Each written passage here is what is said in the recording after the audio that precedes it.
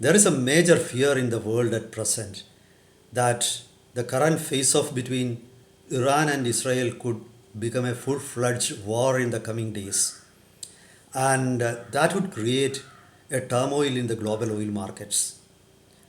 Many people are tempted to think that the 1973 oil crisis or oil shock will return. Is that going to happen? I don't think so. Is it this because I am an eternal optimist? Absolutely not. I go by market trends. I think that markets are the best indicators for any future development. Besides that, the global political situation has also changed. In 1973, it was the entire Arab world on one side and Israel on the other side. And after the war, the Arab nations declared an oil embargo. They stopped supply of oil to countries like United States, some European countries, etc. But that's not there at present. The world politics has, or the Middle East politics has changed radically. Now it's Iran and their stooges on one side and Israel on the other side. So don't think about OPEC being dragged into this controversy or this war. So it's not going to happen anyway. Now let's take a closer look into the emerging situation. Welcome to Insights. This is Hari Kumar.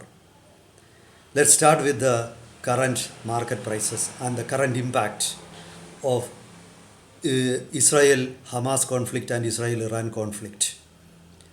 It's almost an year since Israel began their offensive against Hamas in retaliation to a sudden surprise attack by Hamas on Israel.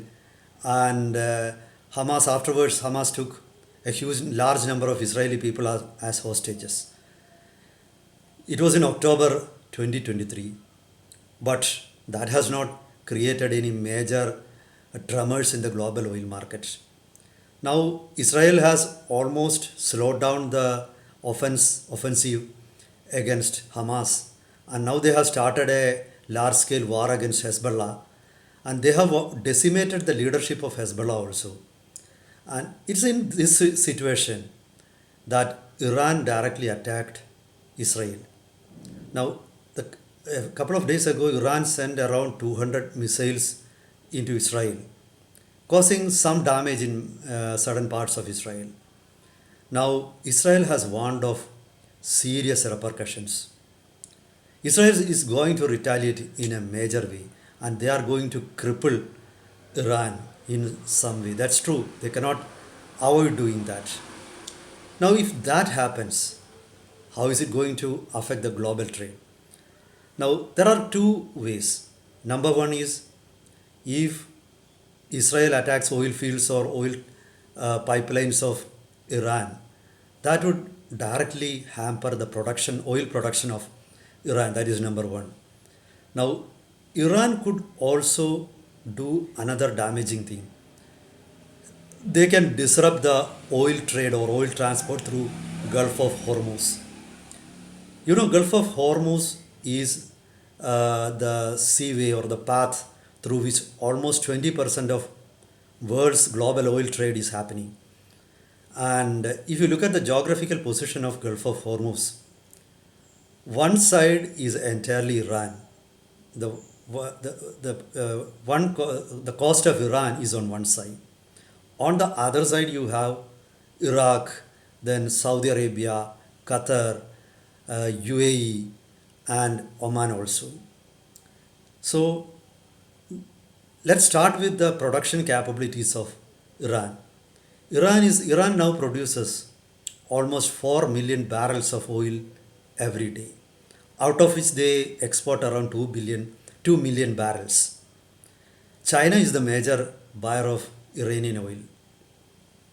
To be precise, Iran exports around 1.7 million barrels of oil every day. So, if Israel stages a direct attack on Iran's oil facilities, it means that 1.7 million barrels of oil will be withdrawn from global oil market.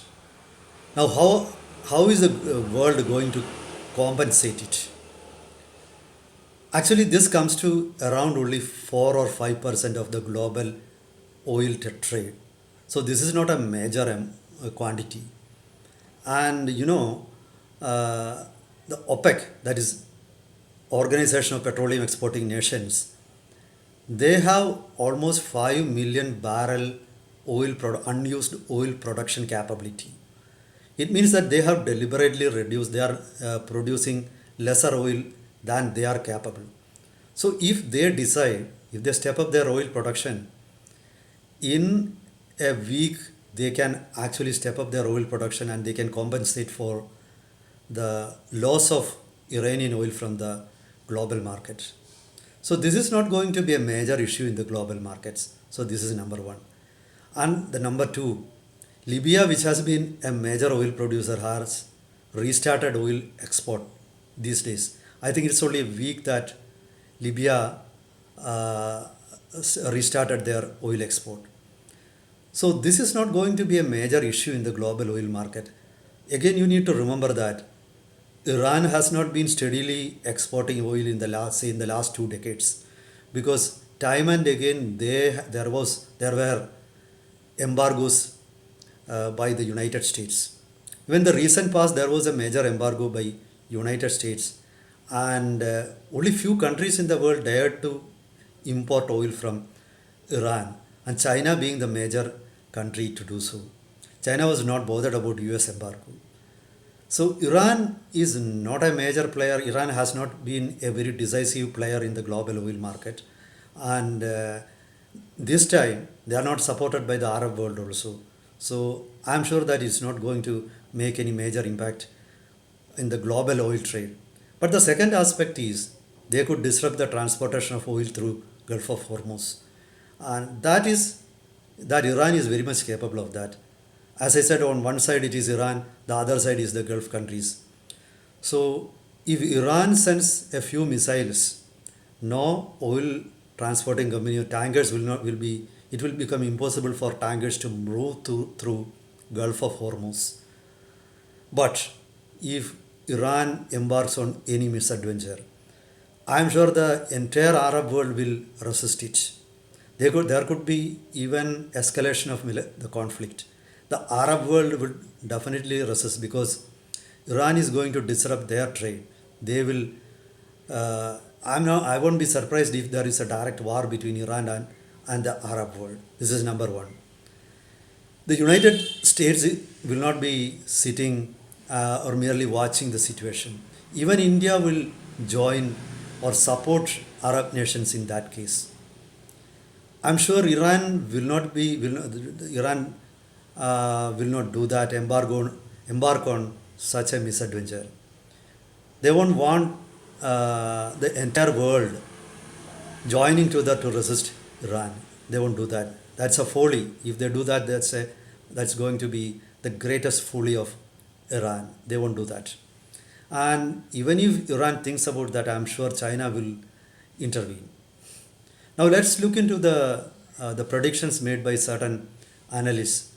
Goldman Sachs, which is one of the major analysts research, which has got a major research team that looks into the development of oil market, has predicted that the oil prices could rise by $20 a barrel. This is quite possible, but I don't think that's going to last for long. But for a couple of months, if such a full-fledged war happens, it could happen. $20 a barrel means at present the oil price is around $77.8 a barrel for Brent. For WTI it is less than that. It's around $74. I think Indian crude basket is much less than that, because India gets oil from Russia, crude from Russia at a much lower rate now. So the India crude basket, the average price will be much less than that. Now, if a full-fledged war breaks out, then what is going to happen is that it could rise say $10 or $15 immediately, or even $20, could be somewhere near $100 a barrel, but that will come down soon, because many analysts have predicted that if there is such a price rise, definitely the US is going to act, then the OPEC will increase production, and that way there will be some balancing. There are certain agencies that predicted that the oil prices may go through roof and it could even reach $200 a barrel. I think they are doomsday prophets, and that's not going to happen. That is far fetched. It's a conspiracy theory. I dismiss it as such. There is more supply in the global oil market at present. The world is at present turning to electric vehicles and other modes of energy production. This is increasing the capabilities of alternative energy production is increasing day by day. In a country like China, you got half of the automobiles depending on electric power. India is also fast moving that way. These are the countries that are number two and number three consumers of oil in the world. So I think there is no need to panic. There will be a temporary, there will be some impact. There will be a temporary hike in prices, but that won't last long. That's for now. Meet you with another topic next time. Till then, goodbye.